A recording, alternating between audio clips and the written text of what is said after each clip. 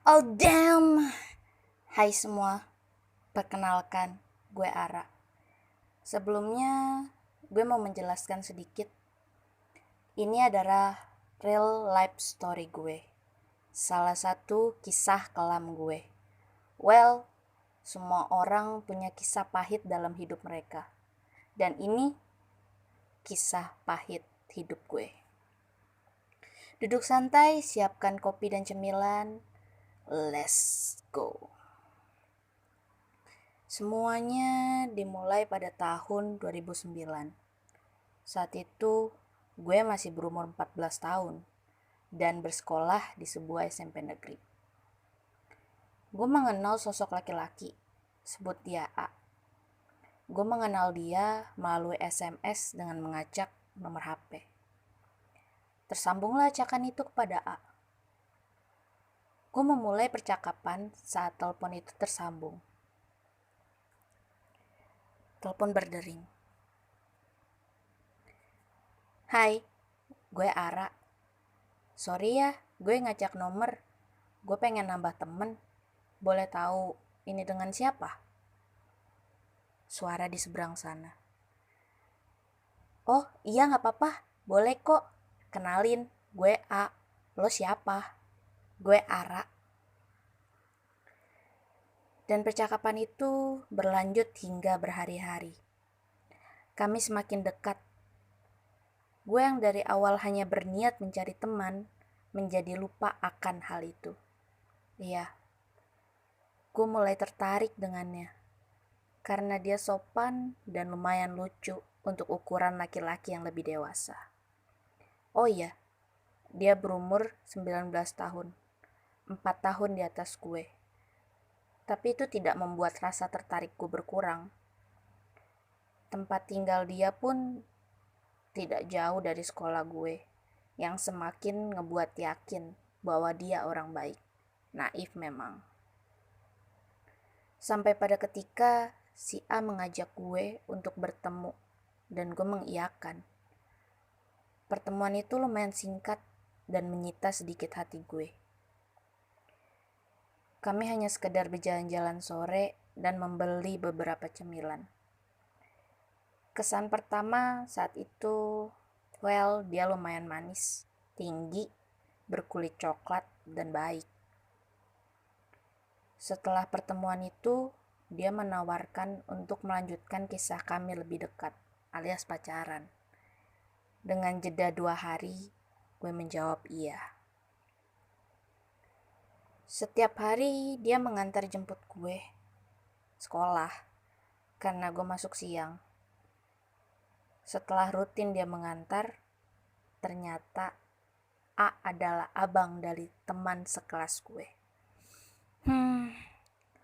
Lumayan mengejutkan. Kecil sekali dunia ini. Dua faktor yang semakin meyakinkan dia orang baik. Teman sekelas gue sangat menolak gue. Dia tidak menyukai gue untuk jadi pacar dari abangnya. Ya itu hal yang wajar. Melihat dari usia gue gak mau ambil pusing dan memilih mengabaikan penolakan itu. Orang tua dari A cukup mengenal gue dan tahu tentang status berpacaran kami. Mereka tidak keberatan dan memilih membebaskan si A atas pilihannya.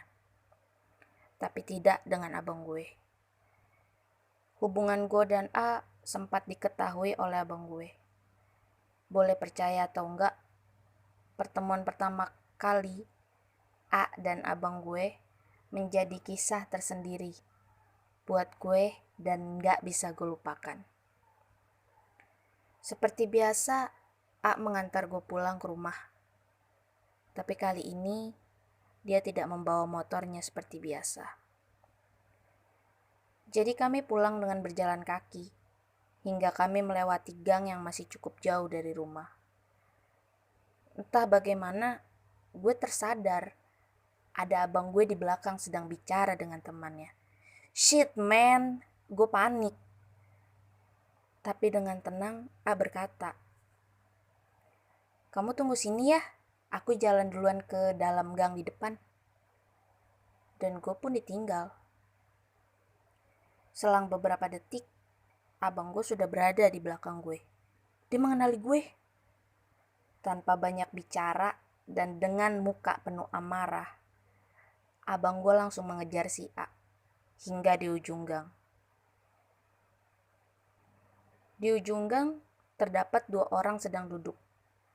Abang gue bertanya, tapi tidak satu pun dari mereka melihat orang lain maupun A yang melintas.